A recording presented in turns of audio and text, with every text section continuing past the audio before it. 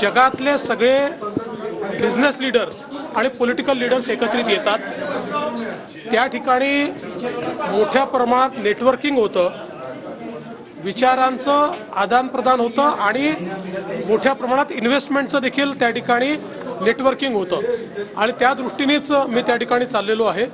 अनेक महत्त्वाच्या बैठकी माझ्या ठरलेल्या आहेत, अनेक बिझनेस लीडरसोबत देखील ठरलेल्या आहेत, काही वर्ल्ड लीडरसोबत देखील ठरलेल्या आहेत। मला विश्वास आहे की चांगल्या प्रकारच्या इन्व्हेस्टमेंट अपॉर्च्युनिटीज त्या ठिकाणी मला दिसत आहेत। मोठ्या प्रमाणात गुंतवणूक महाराष्ट्रात आणण्यास आम्ही यशस्वी होऊ हा मला विश्वास है।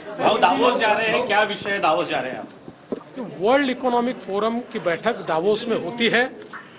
वहाँ पर दुनिया के सारे बिजनेस लीडर्स और पॉलिटिकल लीडर्स आते हैं।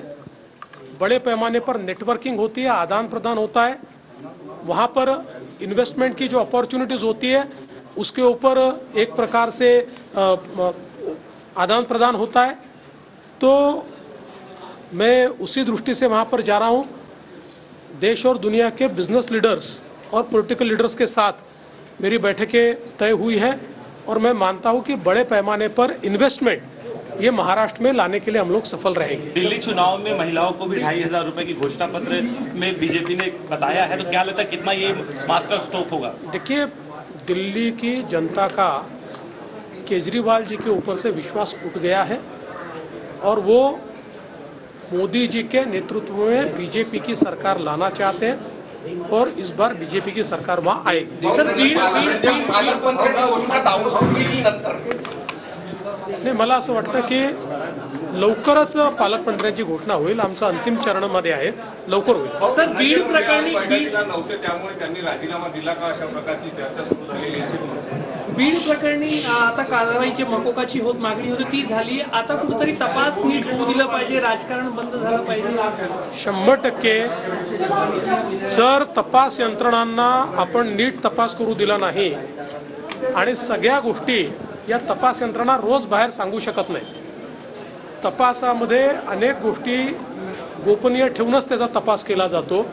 त्यामुळे मला असं वाटतं की आता कुठल्याही प्रकारे तपास यंत्रणांवर दबाव न आणता त्यांना काम करू दिलं पाहिजे। मी एवढं निश्चितपणे आश्वस्त करतो की कुठल्याही परिस्थितीमध्ये कुठल्याही दोषी व्यक्तीला सोडलं जाणार नाही। तपास यंत्रणा योग्य प्रकारे काम करतील। खरं म्हणजे मला अजून एका गोष्टीचं थोडं दुःख आहे की या ठिकाणी माननीय उज्ज्वल निकम साहेब यांच्यासारखे एक वकील आपण अपॉइंट करावे असा आपला प्रयत्न आहे। त्यांना आम्ही विनंती देखील केलेली आहे, पण मला विश्वास आहे ते सकारात्मक निर्णय घेतील। पण त्यांनी मला बोलताना सांगितलं की विनाकारण मला नेमल्यानंतर काही लोक राजकारण करतात आणि त्याला राजकीय रंग देतात, हे मला योग्य वाटत नाही। मला असं वाटतं की देशामध्ये अनेक वकील आहेत जे वेगवेगळ्या पक्षांमध्ये आहेत किंवा वेगवेगळ्या पक्षांमधून निवडणुका लढलेल्या आहेत, त्याचं राजकारण होत नाही। परंतु उज्ज्वल निकम साहेबांच्या नियुक्तीवर राजकारण करणं याचा अर्थ कुठेतरी गुन्हेगारांना मदत करण्यासारखा आहे। कारण उज्ज्वल निकमांचा आजपर्यंतचा इतिहास आहे की त्यांनी केस घेतली तर खरे गुन्हेगार जे असतात त्यांना शिक्षा होतेच। आता कोणाला त्यांना वाचवायचं असेल तर ते उज्ज्वल निकमांचा विरोध करतील।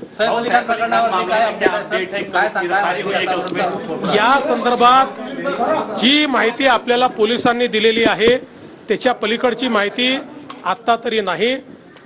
बरेच क्लू पोलिसांकडे आहेत, त्याच्यावर पोलीस काम करत आहेत। मला विश्वास आहे की लवकरच पोलीस या संदर्भातला जो काही कार्रवाई करायची है ती पूर्ण करती।